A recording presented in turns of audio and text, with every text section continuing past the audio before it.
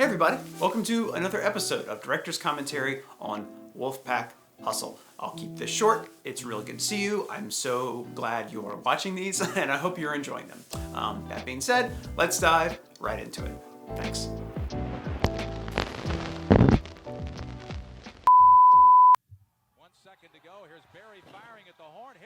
So yeah, we're starting, we ended the last episode with a really fun to watch game, overtime win for NC State. So to continue on the momentum of it, I feel like it was important to almost show all this stuff again at the top of the episode. I think, NC State had been up and down during the season so far. They had some really big wins, though. I feel like this was the most exciting win because of rivalry, because it's overtime, because it's in the opposing team's arena. And so the momentum, I remember the momentum feeling just a little bit differently. So I feel like it was important to almost show this stuff again, to remind folks of, not really do like a previously on kind of thing, but to showcase where things are going into this week. So yeah, and when I do that, I get a chance to show footage that I maybe didn't make the cut the first time around, because when you film a game and you have to you're filming for, the game is 2 hours, but you're filming for more than that, at least an hour to 30 minutes before and an hour to 30 minutes afterwards. So there's just a ton of footage that doesn't end up going into a 4 or 5 minute edit. So when I have a chance to reuse some stuff or maybe include some stuff that didn't see the light of day the first time around, I'm going to take that opportunity, because there's just, can't have everything in an episode. So that's a cool opportunity to do so. So we're getting into the last half of we're already in the last half of the episodes for this first season of Wolfpack Hustle, winding things down. I believe this was the first episode of maybe February of 2018. And then the show, despite if the team keeps going or not, the show is over in the middle of March. So being able to beat UNC on their home floor on Saturday was great. When you look at this bunch, so we've got the team had two really good wins in the previous episode, a nice start of a winning streak going into this episode. So yeah, right there, 9 games left, and they got a whole week off before they face Notre Dame. So they're halfway through conference play, as Drew here is talking about. He was the athletic trainer for men's basketball at the time. So with basketball, doesn't really have a bye week episode, but like we saw, there's a week off before we play another game. So there's only one game in this episode. So what can we do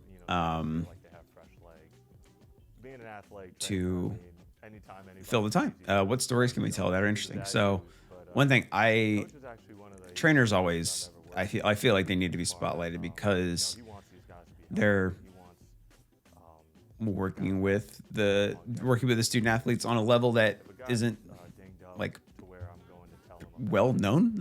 Like, you don't see them, you don't recognize them as like coaching out on the court or anything like that. So unless somebody gets hurt, and nobody ever wants that. So I felt like it was important at kind of the halfway point for the conference season to basically serve this episode as checking in on the health of everyone. Tell them, to give them the worst case, the best case, and everything in between, and tell them if we work hard, we're back out there in no time. Here's Bats, right wing to Darius Hicks, drives the lane. So that guy you saw, that player right there, number 5, Darius Hicks,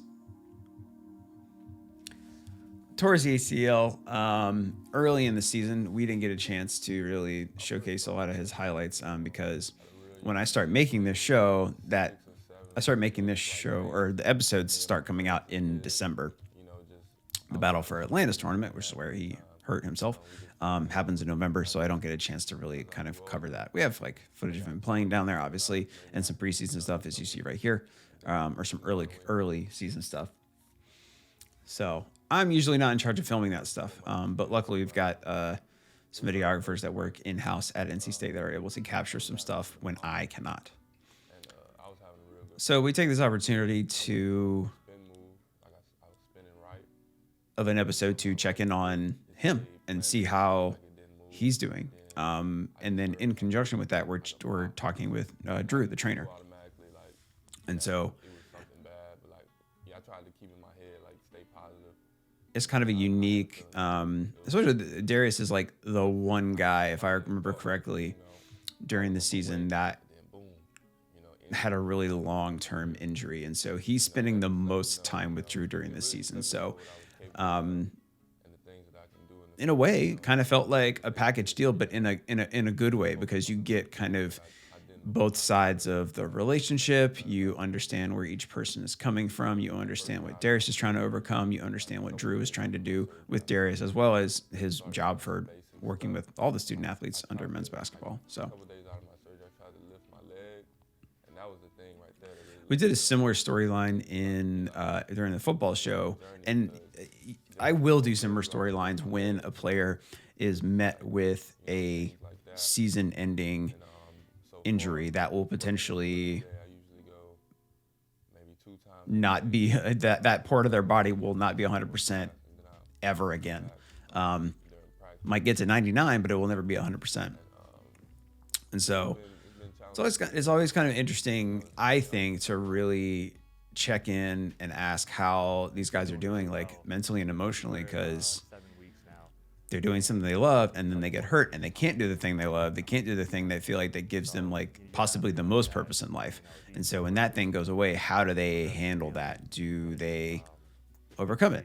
Do they not overcome? Like what goes into that? Because I've never been in their situation. I'm just very curious to see how these folks handle stuff like that.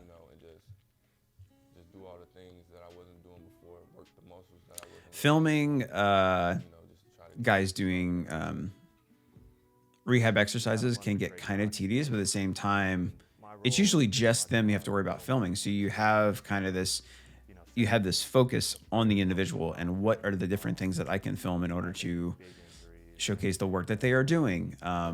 Obviously, it's more than just showing this person doing this one thing. You want to focus on the shoes on the elliptical machine like you saw earlier, or the Stairmaster, or whatever that thing was. You want to focus on, if they've got like a hand or an arm injury, you want to focus on maybe some resistance band training that they're doing, like close-ups of clenching fist, or maybe just the bicep doing some work, the shoulder, taking these individual, because the body is weird and complex, like you can focus on individual muscle groups, joint groups, whatever, in order to try and further tell the story of the effort that a student athlete is putting behind to their own rehab when they are coming back from an injury. I feel like I just rambled really quickly. Injury really helped me, just appreciate things more, like, because they can be taken from you so quick. Just appreciate basketball more, just the little things. Because ACL, you got to learn how to do everything all over again as far as walking, getting your strength back. Never torn my ACL, been fortunate enough. I know some people who are not athletes that have torn their ACL, and they say it's no fun. I mean, I don't imagine anybody thinks it's fun. I really care about what I do. If a guy tells me he wants to get better, and so I'm trying to fill time here. So this segment is probably longer than it needs to be, but some of the things that I can really lean on is trying to almost create a mood. So if whoever I'm interviewing has said all they can say, I take the subject matter, which is rehabilitation and all that, and create a mood. And also you get moments like this cool where it's like just cool moments between a trainer and an athlete when when an athlete does something well within the rehab, um, and show the connection and how much the trainer is rooting for that person to like get better. But yeah, stuff like that can create a mood, and definitely like slowing stuff down with music and slow-mos and announcers and stuff like that. Yeah.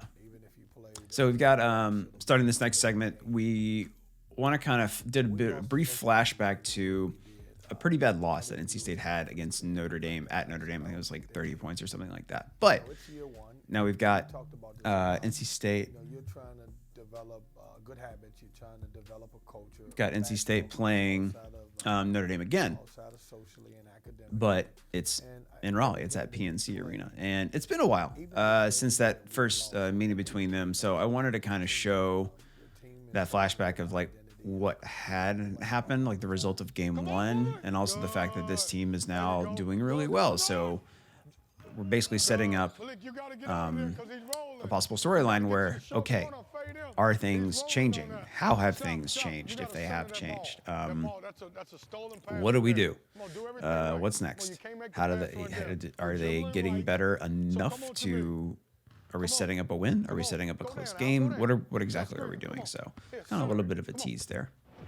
I can't thank y'all enough for checking out this episode of Director's Commentary. If you are enjoying what you are watching and you want to help support some of the stuff that I'm making, I would deeply, deeply be humbled if you considered becoming a patron. You can check out the Patreon link in the description below. Becoming a patron comes with all kinds of cool perks, and it helps me make more stuff, both in quality and in quantity, and it really would just mean the world to me. Okay, please resume watching. When I'm filming practice, most of the time, it's a small room. I mean, it's the size of a basketball court, and there's a little bit of buffer on the side, but I'm just basically walking around the outside of the court. I'm doing laps. I'll set up under a basket, film for a little bit. I'll set up at mid-court and just film for a little bit. See how much easier it is when you open that whole floor, Val. Go. I'll film for a couple drills and then I'll just kind of move. It's a good way for me to just make sure I'm covering everything. I'm spending an equal amount of time covering everything. We are courtside at PNC Arena in Raleigh as the Wolfpack begins the second half of the conference season against the Fighting Irish of Notre Dame. Your keys to the game is that we always talk about this 12 and 9. Okay, when I say 12 and 9, it's so important that if you got a 12 o'clock game, that you come out, you be the aggressor. Okay? If you got a 9 o'clock game, it's the same thing. Those games are important time-wise because whoever comes out ready to play is the team that usually is going to be successful. So you got to try to come out the gate ready to play and hit them before they hit you. Win the rebound battle. Okay, I love to see us dominate the glass because we can do that. Basically what I'm doing when I'm inside a locker room for a pregame specifically, obviously I'm focused on coach because he's giving the talk. He's got his notepad there with his keys to the game, and basically the best thing that I can do is follow motion.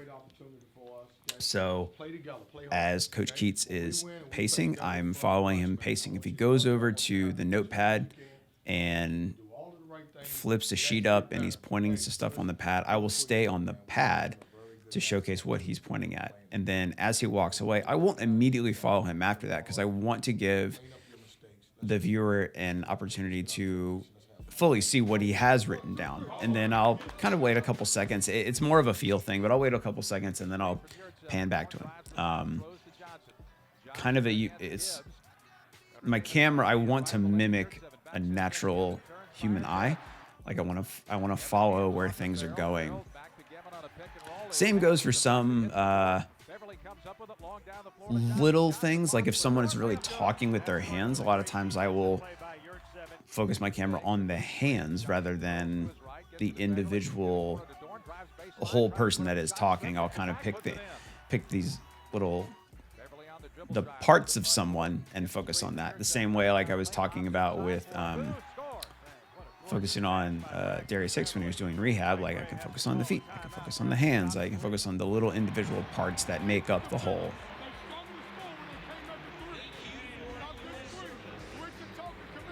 I should have put subtitles there. I didn't understand a word he said. Reverses and lays it up and in. 12:35 to go first half. 2-3 zone by Notre Dame. Here's Bats to the foul line of the boo. Rises, fires, shot, rims in. Left to the lane to Gibbon. Out of the top it Gibbs. Open, pulls the trigger for three. Bullseye.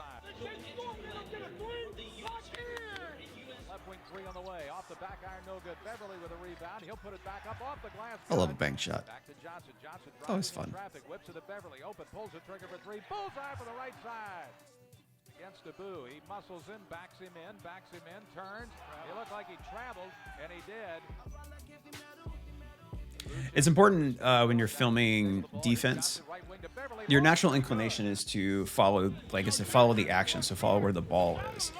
But if you are filming for one particular, actually scratch that. Not even if your job is to focus on one specific team, one particular team. If you're following the action, let's say it's defense, let's say it's defensive. I don't know what I'm saying. If you're following the action and something happens like that call I was talking about earlier, the call that was shown earlier where it was a defensive effort that forced a travel. The immediate reaction after the whistle is blown is on the defensive player, was on Malik.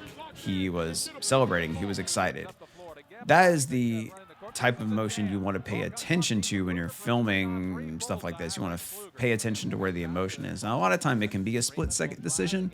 So you're filming action, and all of a sudden something happens, and somebody is excited about something or frustrated by something, and it's more visible than anybody else on the court. You want to pay attention within your frame of who that is and where that is, and really focus on them, because that's the compelling stuff, seeing emotion on someone's face. Because people will, if they see somebody angry, they might feel angry and connect with them. If they see somebody happy, a lot of times the viewer themselves will end up smiling because they see somebody smiling. It's kind of weird how that works, but also kind of cool. And in one motion, tipped it in. Here's Farrell to fire at the horn for three. So we've got a very different story right now at halftime from the last time these two teams met. NC State's up by 16, as opposed to I think down by 10 maybe the last time they played them at half. Hey, can't relax. I told you when we were at Carolina, it's an early game. Can you relax all day? And we're gonna be off tomorrow regardless. So you play the last 20 minutes, and you play it as hard as you can, and you do it on the defensive end. Man, I want you to. It's funny to think that You gotta sit down. You gotta in sports that have see your pressure is what's periods or driving quarters or halves or whatever. and it's what's making them miss threes. All I want you to do is think. When you think about that you're watching a basketball game for 2 hours, We won the first. the actual amount of time the players are playing is 40 minutes. It's crazy. Back up 39-23. Here's Beverly driving in the left elbow, shoots and hits. Farrell driving down the lane, bounces it underneath to Torres. He lost the basketball. Abu picks it up for State. Johnson with a motor of it full to Beverly, right wing three, bullseye. 8th assist for Markel Johnson. Here's Kluger driving to the right baseline to the elbow and Gavin. Oh, that was a good Picked steal. off by Johnson. Go, Kel. Johnson on the drive ahead to Beverly, fast break layup, good. Make that 9 assists for Markel Johnson. They're coming fast and furious. There's that emotion again I was talking about, finding where the emotion is within your frame. I like to say that emotion is more important than action, but a lot of times they are the same until they become separated. So if you're following action, like in sports, a thing is happening in front of you. Then after a play is made, or a play is over, or a whistle is blown, or the ball goes in, or whatever, then the emotion happens, and that's what you should really focus on, because that stuff is the stuff that we all connect to, like base level, greatest common denominator type stuff.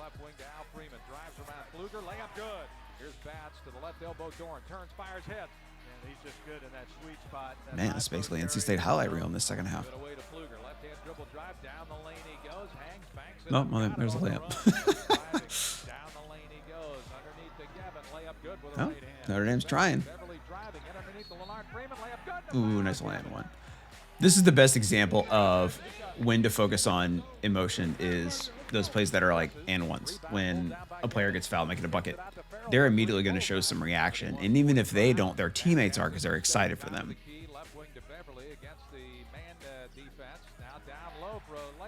I get some of my best moments from capturing stuff like that, from really focusing on emotion after the action is over. Ooh, damn, that was a good block. We're inside 10 seconds left to go, and the Pack will win for the 6th time in the last 8 games. Oh, hey, very good win. Yeah. So the fact that we showed at the top of the episode how well the team is doing, then at the top of that segment show that that NC State lost to Notre Dame the last time around by a significant margin, has all built to the end of this game, the end with a win. This was a game that you did it on the defensive end, and you played extremely hard, and that's what it's about. Mentality, man. I told you, you get your mentality right, you get your mind right, and you got to stick together. Really wish we had a budget in the show for a sound person. Just to have a boom pole and a boom mic like hovered over Coach, the sound would be so much better and you could hear everything a lot better. Low budget, man. Low budget stuff. And you did a great job. So you're going to win all type of games throughout the season. You're going to win the games when you're down like in Pittsburgh. You're going to have to win an overtime game. And then you got to win a game when you lead from start to finish. Right? In order to be a champion, you got to be able to finish. That is true. They're kind of past 2 weeks we've included just different types of wins. We come from behind wins, overtime wins, and then this win was, NC State pretty much led the whole way. So I love variety. I don't want to film the same game every time.